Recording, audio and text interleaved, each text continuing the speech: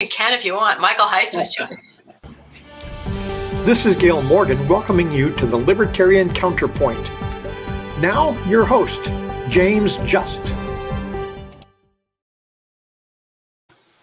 Welcome to the Libertarian Counterpoint. I'm Richard Fields. On the show today, Carla Howell and John Cameron. Carla, you have been on the show before with your music video. Tell us a little bit more about the music video and so people can get it, what it's all about. Sure. I've been releasing libertarian songs. Hey, the libertarian movement needs music. And so I'm working on some other videos, but I have one video out called Good Folks. It's about gun rights, and it's designed to persuade people who are not already in favor of the Second Amendment to move them in that direction, help them understand why it's important. So please share it on your social media, share it with your friends, get them talking about it, get a conversation going about the Second Amendment, and hopefully we will move people closer so we have a larger body of voters out there who say, no, we shouldn't be messing with people's guns. They have the right to self-defense. Good. The narrative a year ago or a little bit more on the Wuhan virus was that it was a total conspiracy theory, to call it a leak from the Wuhan lab.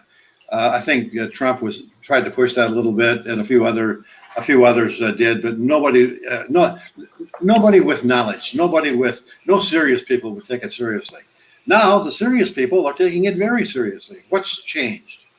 Well, I don't think anything's changed. I think that I talk to a lot of physicians on a pretty regular basis.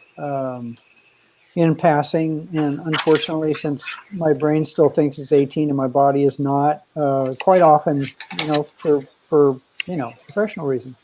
And the only ones that towed the line about this being a natural jump from animal to human were people who are in public health or high up in the government monopoly health systems like the HMOs and stuff like that. All the individual docs that I talked to who were willing to speak honestly said that this thing's engineered, and anybody who says it isn't is a liar. And that I think, has been a lot of reasoned people have thought that from the beginning, and I haven't really thought through who is served by having it be an accident, other than the fact that so many people want to appease the Chinese and are afraid of them. I mean, the Chinese party. I think now more and more stuff is coming out that we have apparently actually funded. Dr. Fauci is a big fan of gain and function research, and he actually got it funded at the Wuhan lab. So I understand why. Now it's coming. Now I'm starting to figure out why this is going on. Yeah, but I think more and more people are coming around, and as more and more stuff comes up about Fauci, if we could ever get good information out of China, if anybody could get good information out of China instead of being stonewalled, I think they could probably figure out where it came from in about a week. But that's never going to happen. Just like we're never going to get good numbers about COVID dying with and dying from. There's a huge difference there. Dying from COVID means that COVID's the primary killer when somebody dies, and dying with COVID means that you've been tested and you have the COVID virus, but your tumor killed you or whatever. So anyway, I know I'm talking myself in circles, but I don't think anything has changed other than the overwhelming need for people to try to get to the bottom of at least part of this pandemic that's been going on. And the truth will out eventually everywhere. The truth will out. Let's hope. I think that it points to the need to separate science from government. And that includes, not only should Fauci be fired, even if he was totally honest and upfront and had perfect integrity, no one human being should be guiding science through a pandemic. Everything benefits from a free market with many voices competing for the truth. Actually trying to be the ones to discover the truth, not some political agenda. And so we need to get rid of WHO, get out of the WHO. We need to completely dismantle the CDC. It's not needed. It's proven to be an actual danger, something that actually makes pandemics worse. They should therefore be fired. We don't need to replace them. We need a free market. And while we're at it, we should get rid of the FDA, which has held up testing, held up vaccines, but especially testing in the beginning, which was a huge error. These agencies need to be dismantled so that the free market, which is very flexible, has the benefit of millions of minds around the world advancing the truth and therefore advancing our health. And this is going to make us manage pandemics far more effectively. And if we get rid of the FDA, it means drug prices will come way down. We'll have way more drugs on the market, giving many people many more choices to mitigate disease, stop pain, save their lives, and save people a ton of money that they're now spending on healthcare. Guys, get rid of the FTC, the FDA, the CDC. Tell us what you really think, Carla. What's that? Yep. I'm sorry? Tell us what you really think. I think there's a simple explanation. I think what you think. I think what you think is what I think. I think there's an even simpler explanation to the whole change in attitude toward the origin of the virus being wet markets versus a lab. I think that the primary reason was, and believe me, I am no fan of Trump. Anybody who has watched even a scintilla of the episodes of this show in the last 5-6 years knows that. But I think that since Donald Trump said this is a lab virus, this is a lab leak, that was a golden opportunity for the left to say, "Ha! We can point to Donald Trump as a science denier. We will get on board. We will 100% say that it's a conspiracy theory that the president has bought into, and we will be able to defeat him in the polls in November," which is exactly what happened. Now that the goal has been accomplished, the people who think and the people who are influencers and the people who have serious credentials, etc., and so on, now they can say, okay, maybe we made a mistake. It's long past the election. People will forget how much we branded the lab theory as a conspiracy theory. Let's take another look at the evidence, because in fact, we are in fact interested in science, and now that the science is on our side or is not going to harm us, we will give serious credence to the idea that the whole thing started in a lab. I have no idea where the virus came from. I suspect, just suspect that it happened naturally, but I don't know. I don't know anybody that does know. Well, maybe somebody knows. Somebody in the lab may know. But wherever it came from, however you want to count the deaths, 99% of the people who had coronavirus survived. Only 1% died, and those almost all had serious comorbidities. They were dying of something else anyway. So the whole panicdemic, as John likes to call it, is an exercise in mass delusion and mass panic, massive nonsense. And now that it's over, and now that it serves its purpose, hey, we can change the narrative. Nobody will remember. Yeah, it's amazing how that I hate to say that's the simple explanation, and probably was Occam's razor. Usually, the most obvious and the most simple explanation is the right one. I'm not a big believer in conspiracy. I don't think there's central planning to the anti-Trump conspiracy that we witnessed over. I think it's just conspiracy of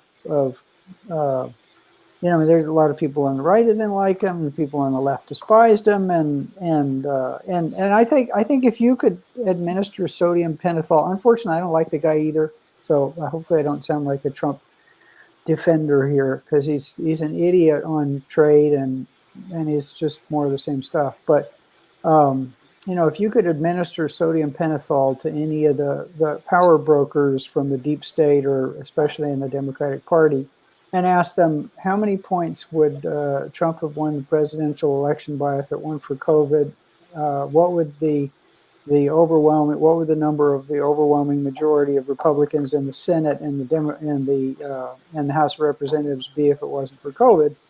And they would tell you the truth. I mean, despite the complete control of the lamestream media and a huge pandemic, and I call it pandemic because the things that were put in place to fight this horror that isn't really much of a horror are much worse than the horror itself.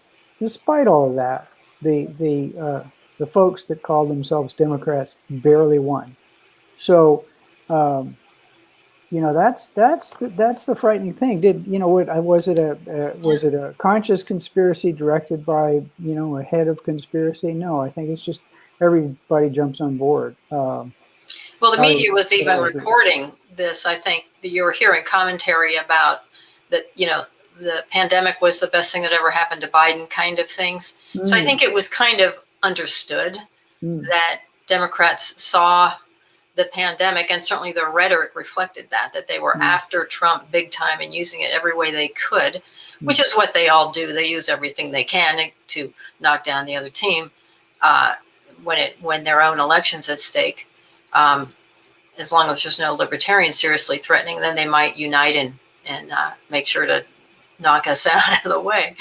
But yeah, I agree that their motive, well, you're saying you don't know what their motive was. I'm saying I think to some degree it's obvious that, this is a pattern you see every time before elections. Admissions come out after the election. Yeah, it's the don't let a good crisis go to waste mentality, and that's been demonstrated in the results. Was that Rahm Emanuel who said that? Yeah, Rahm Emanuel, mayor of Chicago, member of the Clinton administration. Yeah, anyway, there goes a moral compass for you. Yeah. Go the opposite direction if you're going to be moral. Yeah. The economy was in rough shape, or in dangerous shape, let's put it that way, toward the end of 2019. And the lockdowns, not the pandemic, but the lockdowns sent us into what's supposedly what looks like a short-lived recession. But when the lockdowns went into effect, the Federal Reserve went into overdrive, into super overdrive, printing up more money in the last year or so than has been printed up. I think a third or something like that of all the money that's been printed.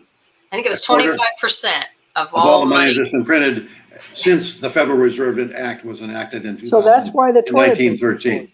Right there. So anyway, and that happened under both under both Trump and on steroids now under Biden. So you can't say that either Trump or Biden has any clean hands when it comes to the money printing that's going on. And now we're seeing 5% consumer price inflation. What a surprise. You balloon the supply of money, you cut off the supply of goods by lockdowns, and then you get inflation. Who would have thought?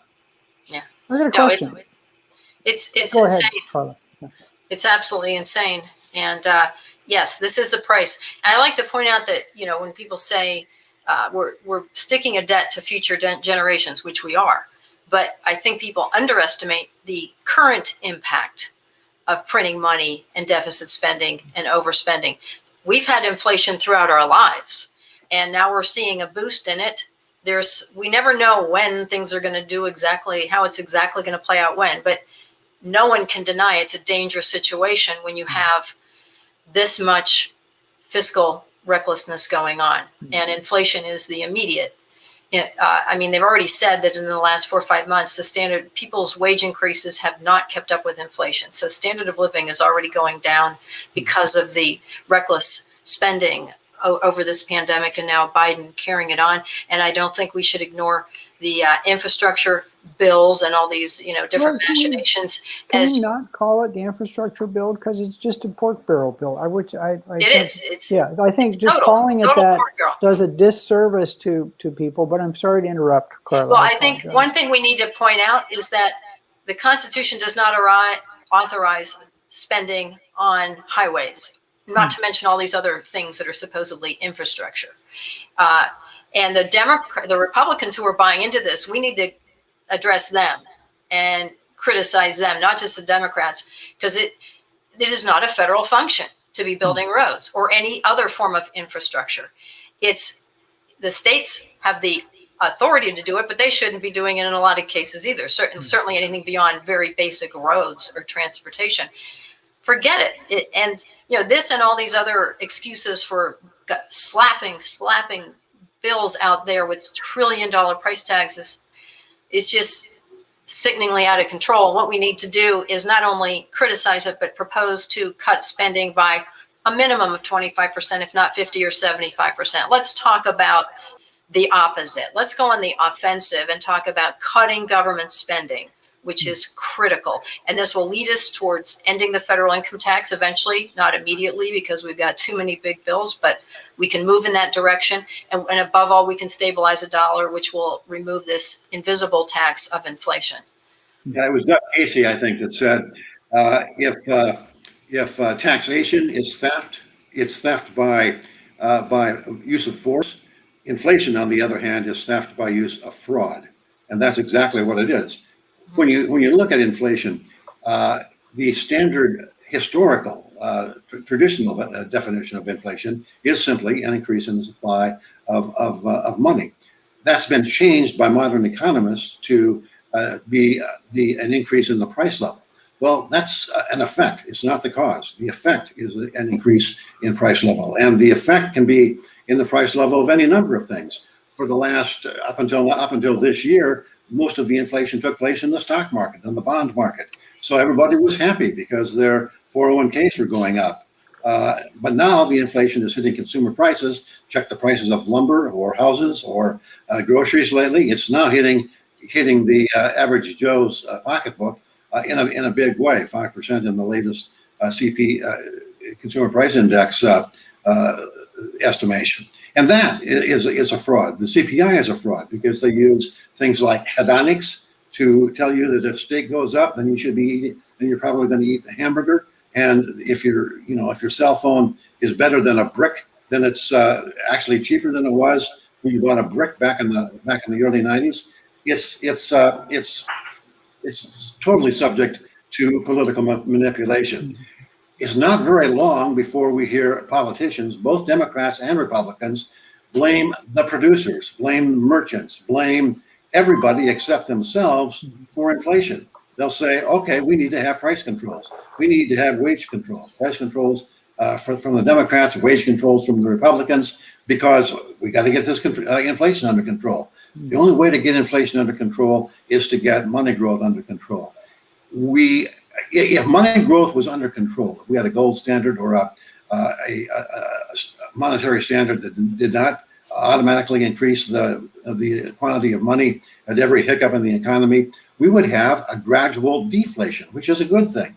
Gradual deflation would be the gradual decrease in the cost of living that would be fueled by productivity increases on the part of workers and by technology, making the price of things go down. You see that in the Apple iPhone and so forth. So inflation should not exist in a modern day economy. We should have gradual deflation, and anything that's other than gradual deflation is malpractice and thievery on the part of government. I have a question. Was that 5%? Was that in the month of May, or that was at a 5% annualized rate? Annualized rate, I believe. Okay. All right. So I want to add a point to what both of you are saying. I absolutely agree with you, Carla, that the government has taken power and is doing things that it doesn't need to do. And everything the government does, I always use the analogy on a project that an elephant is a mouse built to government specs, because you can't hand out enough graft. If it's a small, tight project, you have to have massive amounts of money to pay for the friends that kept you in office and pay for the unions and all the rest of that stuff. But the Democrats over and over again claim they're the party of they follow the science. So why aren't they following the science and the history of money? And in nowhere in the history of the world, anywhere, any country, any time, from the dawn of man, has a civilization that relied on fiat currency survived. And when money printing starts going in earnest, there is almost always an imminent collapse of that civilization. Now, we have this going on now.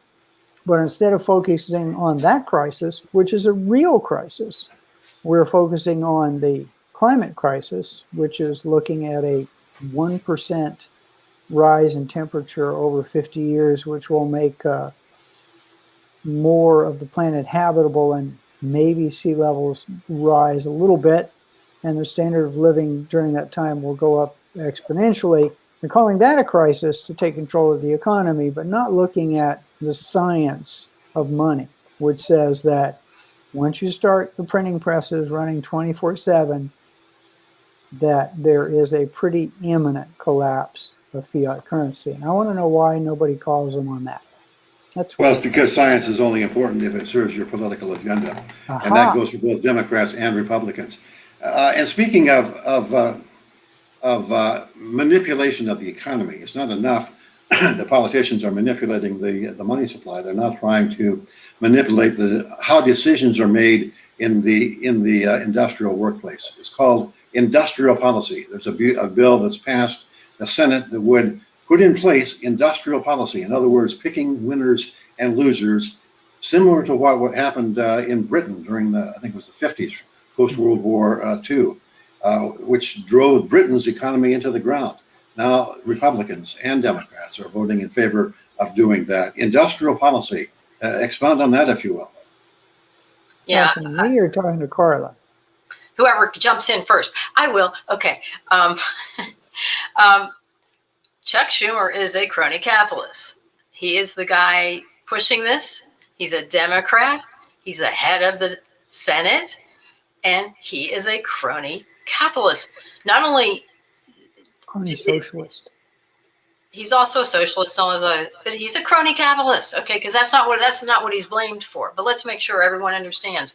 Schumer is a crony capitalist, and he's throwing money in an industry that doesn't need it, and that is in the long run going to get hurt by it. I worked for a company in the 80s, a high-tech company that was running after all the defense spending generated by Reagan's buildup, and the company I worked for, Computer Vision, eventually folded.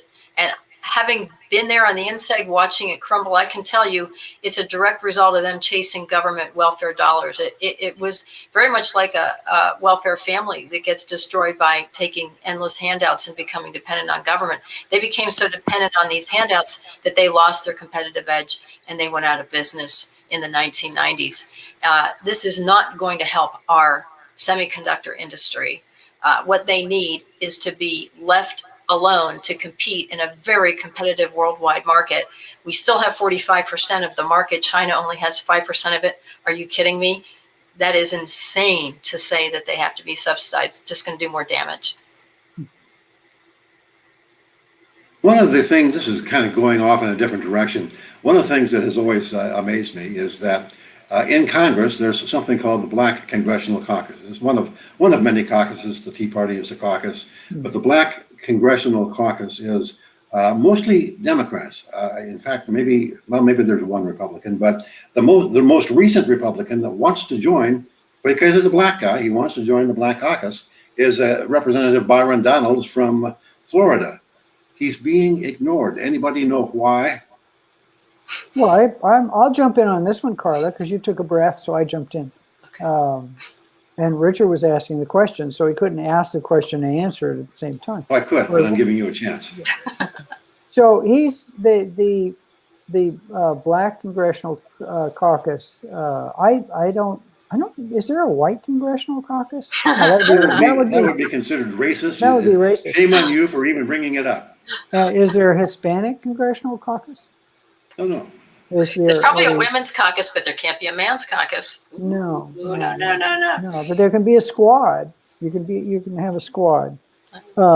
Anyway, so the obvious reason is that he's not towing the party line. The party line is that black people can only be helped by central controlled policies. They can only be helped by dollars that come to them through government programs, and the government programs have to either take or print money, and then it has to pass through politicians and spread out through union-manned government organizations and be led by people with multiple degrees beyond baccalaureate that have their cushy jobs, and then filter down through massive layers of bureaucracy to where 2 cents on the dollar ends up where it's supposed to be, yeah, air quotes, those are air quotes, where it's a scam.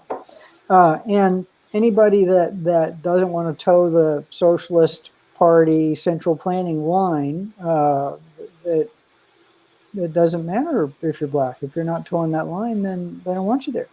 You know, if somebody suggests that the best way to help black people is to lessen government regulation, which if you ask most people, you know, what their barrier to pulling themselves up out of the ghetto is, they won't tell you it's the man keeping them down. Well, they'll tell you it's regulation. They can't start a mechanic shop in their backyard or they'll be regulated to death. They can't braid hair because they need to go to a beauty school for 800 hours and pass a test. They can't do this, they can't do that, they can't do the other thing because of regulation. And who favors regulation? Democrats. Who used to favor deregulation? Republicans. I mean, Goldwater Republicans favor it. And one of the things that the guy none of us like did very well was he moved a whole bunch of regulators having to do with at least farming out of DC and moved them out to the Midwest where the farmers are. And he started to remove layer after layer after layer of regulation, and it, you know, it had an effect. So if you're not towing the party line, it doesn't matter what the color of your skin is, they're not going to let you in the club. It's that simple. I think in addition to deregulating, we need to end the war on drugs, because that is something that has directly hurt a lot of people of color. But I'd like to give a shout out to Senator Tim Scott, a Republican, who said the United States is not a racist country. Oh my God, the Black Caucus must have hated hearing that, and not to mention all the other people who use race for particular agendas, which always involve expanding government in some way. And, you know, not only do we have to say this is nonsense, because racism, the bulk of racism in this country is directly now propagated by government. It is not a natural human phenomenon. People want to get along with their fellow man and woman, and as their fundamental nature. And I think not only do we have to just say nonsense to this all, but I think we should really consider eliminating the paid staff of all congressmen and senators. Now, if they didn't have, you know, 25 to 200, I think Ted Kennedy at one point had some ungodly number of staff people, both in DC and in Massachusetts, coming churning out these stupid ideas. Okay, I need to correct they wouldn't have time to caucus, and they wouldn't have time to write 2,000. They wouldn't be able to write 2,000-page bills. They'd have we need to correct the historical record before we run out of time. Racism has always been a governmentally imposed institution, going back to slavery, to Jim Crow, to segregation, to housing zoning laws that keep blacks out of certain neighborhoods. It's always been a government thing, and individuals, not so much. And I think we're running out of time here. So Capital is colorblind. Capitalists are colorblind, and capital is colorblind. Let's put the power back in the hand of capitalists and capital, and racism will go away. Gradually, but yeah, it'll go away as long as people are free to choose who they want to associate with, how they want to associate with them, who they want to trade with, and be able to do so in a free market, in a free social environment, being able to work with and cooperate with everybody. Thank you very much. That's the show. We'll see you again next week. Thank you so much, Richard. Thank Carla. you. Pleasure as always. I appreciate it. Take care. Pleasure to see you.